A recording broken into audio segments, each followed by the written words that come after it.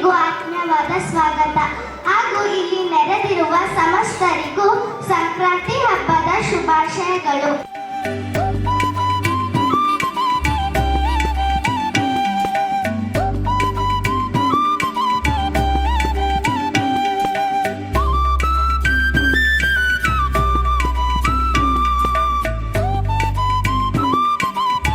ಸಂಕ್ರಾಂತಿ ಹಬ್ಬದ ಮಹತ್ವವನ್ನು ತಿಳಿಸಲು ಬರುತ್ತಿದ್ದಾರೆ ನಮ್ಮ ಶಾಲೆಯ ವಿದ್ಯಾರ್ಥಿನಿಯರಾದ ಲಿಪಿಕಾ ಮತ್ತು ವೇದಿಕಾ. ಉತ್ತರಾಯಣದ ಶುಭಾರಂಭವೇ ಸಂಕ್ರಾಂತಿ. ಸೂರ್ಯನ ಚಲನೆಯಲ್ಲಿ ಕಾಣಸಿಗುವ ಬದಲಾವಣೆಯ ಪುಣ್ಯಕಾಲ. ಶೀತ ಕಳೆದು ತಾಪ ಬರುವ ಪರ್ವಕಾಲ. ನಿಸ್ತೇಜ ತುಂಬಿರುವ ಪ್ರಕೃತಿಯಲ್ಲಿ ಉಲ್ಲಾಸ ಉತ್ಸಾಹವನ್ನು ತುಂಬಿ ಜನಬಾಹುಲ್ಯದಲ್ಲಿ ಹೊಸಲಾದ ಒತ್ತಾಸೆ ಮತ್ತು ಸಹಕಾರವನ್ನು ಕಲ್ಪಿಸುವ ಶುಭ ಸಮಯವೇ ಸಂಕ್ರಾಂತಿ. ರೈತನಿಗೆ ಸುಗ್ಗಿ ಕಾಲ.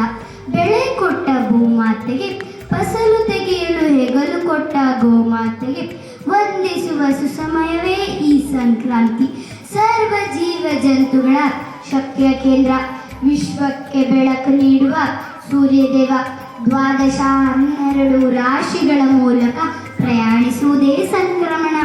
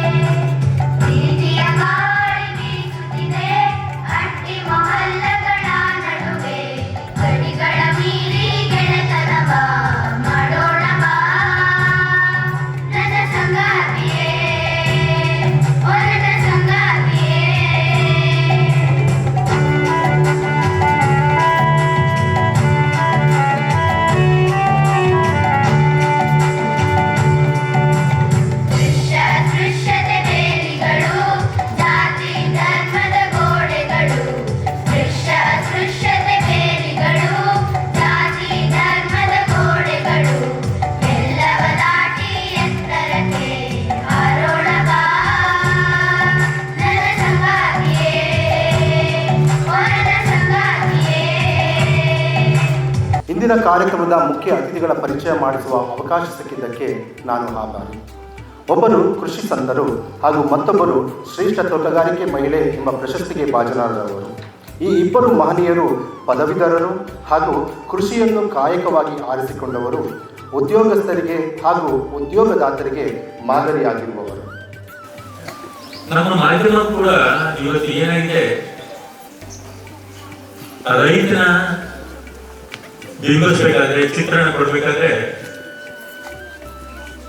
ಅವನೇನೋ ಬಡ ರೈತ, ಬಟ್ಟೆ ಎಲ್ಲ ಒಳಗೋಗಿರ್ತದೆ, ಎಲ್ಲೋ ನಿಂತ್ಕೊಂಡು ಮೇಲೆ ನೋಡ್ತಾ ಇರ್ತಾನೆ, ಬಡಕಲಾಗಿರ್ತದೆ, ಗಡ್ಡ ಮೀಸೆ ತಲೆ ಏನು ಸ್ವಚ್ಛವಾಗಿದ್ದೇ ಇರೋದಂತ ಫಿಗರ್ನ ನೀವು ಕೊಟ್ಬಿಟ್ಟು ರೈತನ ಎಳಮಟ್ಟಕ್ಕೆ ನೋಡೋ ತರ ನೀವು ಬಿಂಬಿಸ್ತಾ ಇದ್ದೀರಿ. ದಯಮಾಡಿ ಆ ತರ ಅಲ್ಲ ರೈತರು. ತುಂಬಾ ಜನ ರೈತರು ಇವತ್ತು ಕೂಡ ತಂತ್ರಜ್ಞಾನವನ್ನು ಉಪಯೋಗಿಸಿ ಉತ್ತಮವಾದಂಥ ಬೆಳೆಯನ್ನು ಬೆಳೆದು ಒಳ್ಳೆಯ ಮಕ್ಕಳನ್ನ ಒಳ್ಳೊಳ್ಳೆ ಕಡೆ ಓದಿಸಿ ಇವತ್ತು ಅವರು ಇಂಪಾರ್ಟೆಂಟ್ ಕಾಲದಲ್ಲಿ ತಿರುಗುವಂತ ರೈತರು ಎಷ್ಟೋ ಜನ ಇದ್ದಾರೆ. ಅದನ್ನ ನೀವು ತೋರಿಸಿ ರೈತರ ಜೀವನವನ್ನ ಮಕ್ಕಳಿಗೆ ನೀವು ಅದು ಚೆನ್ನಾಗಿದೆ ಅನ್ನೋದನ್ನ ನೀವು ಬಿಂಬಿಸ್ಬೇಕು. ಅದು ಬಿಟ್ಬಿಟ್ಟು ಅವ್ರನ್ನ ಯಾವಾಗಲೂ ಕಷ್ಟದ ರೂಪದಲ್ಲೇ ನೀವು ಅವರನ್ನ ಬಿಂಬಿಸಕ್ಕೆ ಹೋಗ್ಬೇಡಿ ಅಂತ ಹೇಳಿ ಈ ಸಂದರ್ಭದಲ್ಲಿ ನಾನು ಹೇಳಲಿಕ್ಕೆ ಇಚ್ಛೆ ಪಡ್ತೇನೆ. ಈಗ ನನಗೆ ಗೊತ್ತಿದೆ, ವಿಜಯ ಕಾಲೇಜು ನಾನು ಆಗ 25 ವರ್ಷದಿಂದ ನಾನು ತಿಳ್ಕೊಂಡಿದ್ದೀನಿ. ಈ ಶಾಲೆ ಎಷ್ಟು ಚೆನ್ನಾಗಿ ಮಕ್ಕಳಿಗೆ ಶಿಸ್ತನ್ನ ಮತ್ತೆ ಪಠ್ಯೇತರ ಚಟುವಟಿಕೆಗಳಲ್ಲಿ ತೊಡಗಿಸಿ ಇಡೀ ರಾಜ್ಯದಲ್ಲೇ ಇವತ್ತು ಕಳೆದ ವರ್ಷ SLC ನಲ್ಲಿ ಫಸ್ಟ್ ರ್ಯಾಂಕ್ ಬಂದಂತ ಶಾಲೆ ಈ ಒಂದು ಹೆಮ್ಮೆ ಅಂತ ಹೇಳಿ ಈ ಸಂದರ್ಭದಲ್ಲಿ ನಾನು ಹೇಳಲಿಕ್ಕೆ ಇಚ್ಛೆ ಪಡ್ತೇನೆ.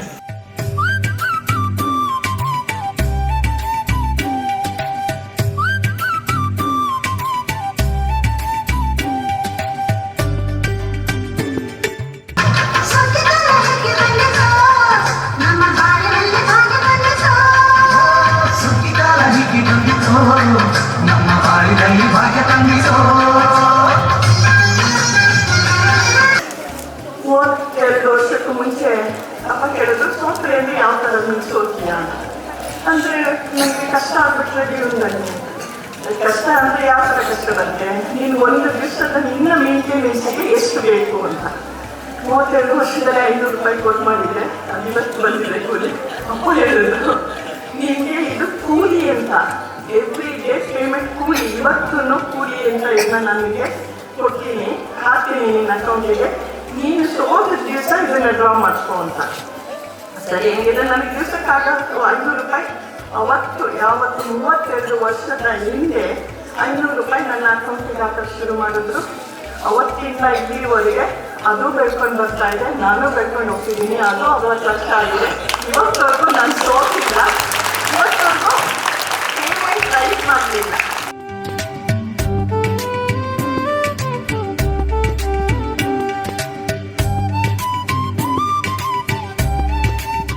ಅವಳಿಗೆ ಬಹಳ ಗರ್ವ. ಹಳ್ಳಿಯ ಜನರ ಜೊತೆ ಅಜ್ಜಿ ಹೇಗೆ ಬದುಕುತ್ತಾ ಇದ್ದಳು ಎಂಬ ಕಥೆಯನ್ನು ನೃತ್ಯ ರೂಪದ ಮೂಲಕ ಅಭಿನಯಿಸಿ ತೋರಿಸಲಿದ್ದಾರೆ ನಮ್ಮ ಚಿನ್ನರು. ನೋಡಿ ಆನಂದಿಸಿರಿ.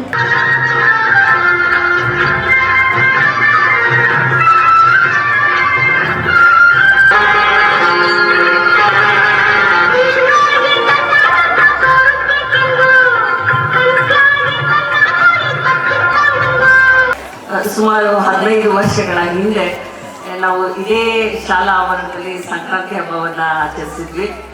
ಆ ದಿನದ ಒಂದು ವಿಶೇಷ ಏನಂತಂದರೆ, ನಮ್ಮ ಹೈಸ್ಕೂಲ್ ವಿದ್ಯಾರ್ಥಿಗಳು ಅವರೇ ಬೆಲ್ಲ ಮತ್ತು ಕೊಬ್ಬರಿನ ಕಟ್ ಮಾಡಿದ್ರು, ಮತ್ತು ಎಳ್ಳಿಗೆ ಬೇಕಾದಂಥ ಎಲ್ಲ ಪದಾರ್ಥಗಳನ್ನು ನಮ್ಮ ಶಾಲೆಯ ವಿದ್ಯಾರ್ಥಿಗಳು ತಯಾರಿಸಿದ್ರು. ಆ ವರ್ಷದಲ್ಲಿ ನಾವು ಸುಮಾರು 1/4 ಕ್ವಿಂಟಾಲ್ ಅಂದರೆ 125 kgಯಷ್ಟು ಎಳ್ಳನ್ನ ಶಾಲೆಯಲ್ಲಿ ತಯಾರು ಮಾಡಿ ಅದನ್ನ ಎಲ್ರಿಗೂ ಸಹ ವಿತರಿಸಿದ್ವಿ.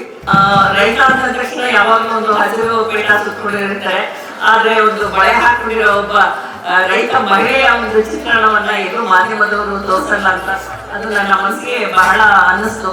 ಯಾಕೆ ಅಂತಂದ್ರೆ ಸಾವಿರಾರು ವರ್ಷಗಳಿಂದಲೂ ಮಹಿಳೆ ಕೃಷಿ ಕಾರ್ಮಿಕಳಾಗಿ ಕೆಲಸ ಮಾಡಿಕೊಂಡು ಬಂದಿದ್ದಾಳೆ.